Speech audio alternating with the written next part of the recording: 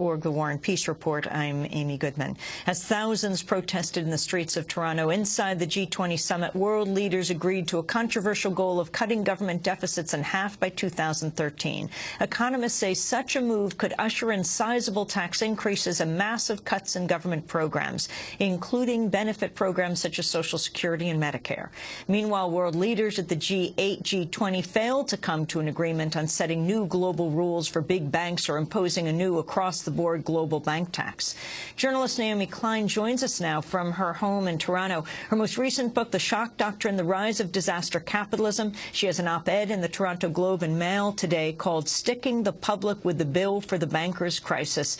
Naomi, welcome to Democracy Now! You were out on the streets throughout the weekend. Describe what Toronto looks like and what the G20 decisions, their significance are. Well, Toronto has pretty much returned to normal. They cleaned up the broken glass, and the leaders have gone home. And I was near the convention center last night, and saw some sweeping up. And all weekend the media here has been in hysterics over the broken glass and the burning police cars. And saying, nothing like this has ever happened before in Canada, which, first of all, is just not true. We have some pretty intense hockey riots where, in one case, 16 police cars were burned.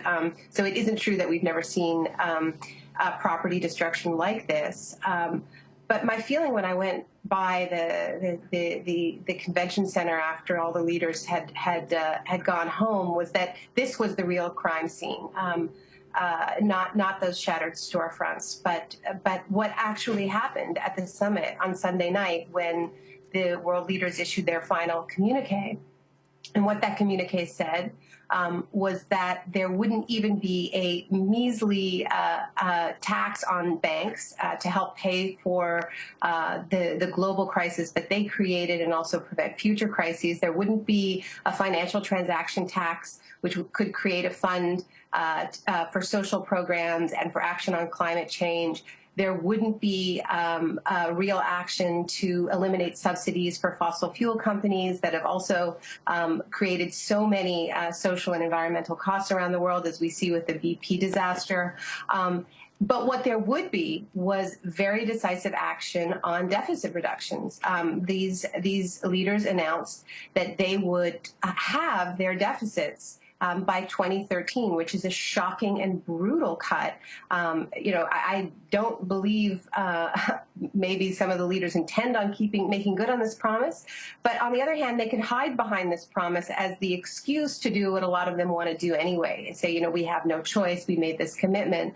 But so just to put this in perspective, if the U.S. were to cut its deficit, its projected 2010 deficit in half by 2013, that would be a cut of $780 billion. If there were no tax increases in that period. So, that's why I wrote the piece that came out this morning in Canada's national newspaper, the Globe and Mail, that what actually happened at the summit is that the global elites just stuck the bill for their drunken binge with the world's poor, with the people who are most vulnerable, because that is really who's going to pay when they balance their budgets on the backs of healthcare programs, pension programs, unemployment programs, and also the other thing that they did at this G8 summit that preceded the G20 summit is admit that they were not meeting their commitments to doubling aid to Africa, but once again because of the debt that was created by saving the banks. Naomi Klein, in your piece in the Globe and Mail, you talk about the history of G20, how it was formed. Yeah, the G20 is a little bit of a mysterious institution. Amy, you and I were both at an event in Toronto on Friday night, both speaking at an event organized by the Council of Canadians. It was a terrific event, and Vandana Shiva was one of the other speakers, and she had a great line. She said, the G20, so young and yet so old, referring to the fact that that the ideas of the G20 are so old, so predictable. But it is a young institution. It was conceived in 1999 as a summit of finance ministers. It only became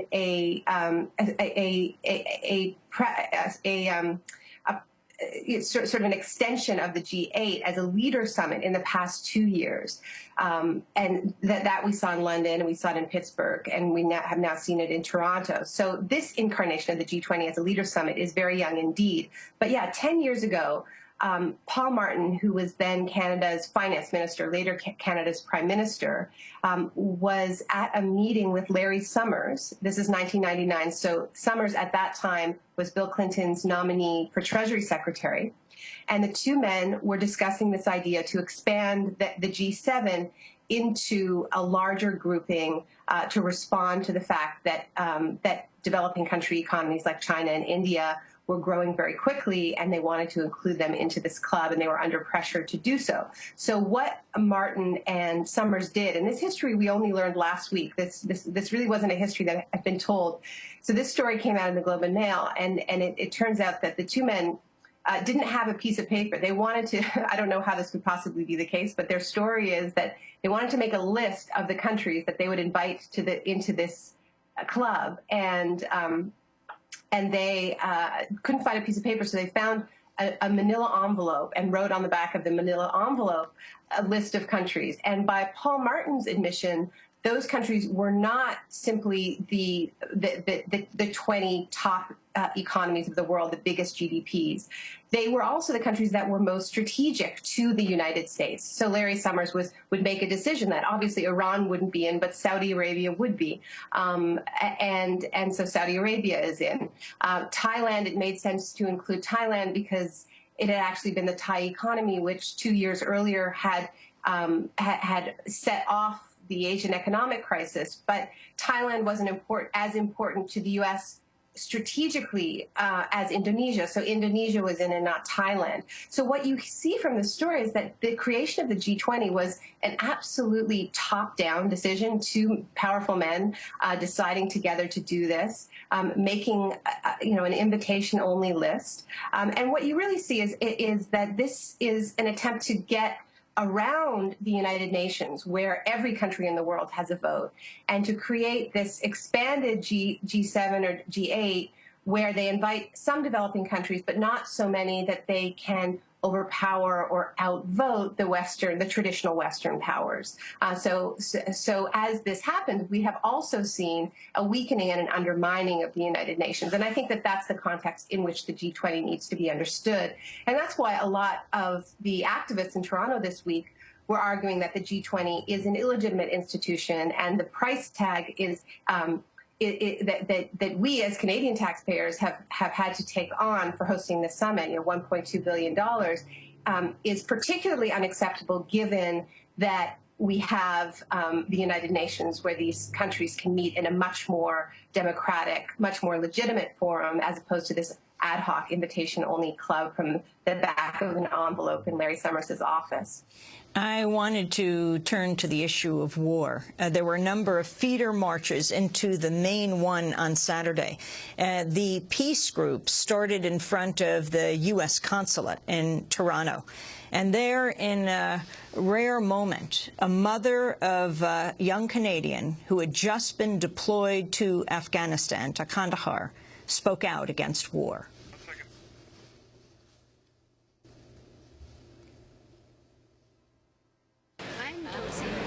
I'm employed by the United Church of Canada in the Justice, Global and Ecumenical Relations Unit. My son was deployed in Afghanistan in May this year, and is currently working in the Kandahar airfield, where the Canadian Forces is located, and he's under the Royal Regiment, the regiment, the battle group, that is currently deployed in Afghanistan. And why are you here in front of the U.S. consulate here on this rainy day? I'm here even though it's raining, as you can see, that I just want to convey my message to the members of the G20 and G8 that relatives, a mother like me, doesn't want to extend this mission in Afghanistan. Why? Why?